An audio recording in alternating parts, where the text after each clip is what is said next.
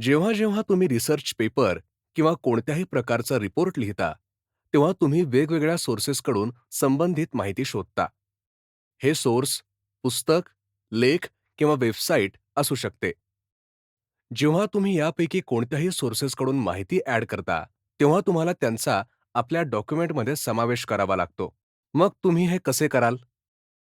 प्रथम citations and bibliography ग्रुपमधून या ड्रॉपडाऊनचा वापर करून स्टाईल सिलेक्ट करा. जिथे आपल्याला सायटेशन इन्सर्ट करायचे आहे, तिथे कर्सर ठेवा. पुढे सायटेशन डाऊन ॲरोवर क्लिक करा. नंतर add a new source select करा. संबंधित डिटेल्स एंटर करा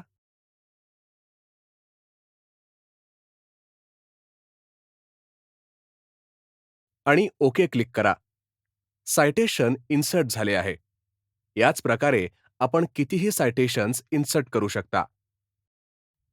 कल्पना करा की जर आपल्याला विशिष्ट फॉर्मॅटमध्ये सर्व सायटेशन्स मॅन्युअली एंटर करावी लागली तर किती वेळ लागेल? कॉपी, एडिट, प्रिव्ह्यू, डिलीट किंवा ॲड न्यू सोर्ससाठी मॅनेज सोर्सेसचा वापर करा.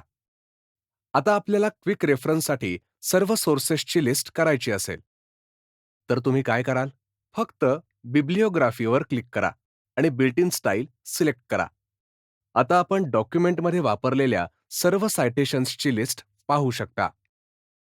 मॅन्युअली लिस्ट इन्सर्ट करण्यासाठी मेन्यूमधून इन्सर्ट बिब्लिओग्राफी वापरा.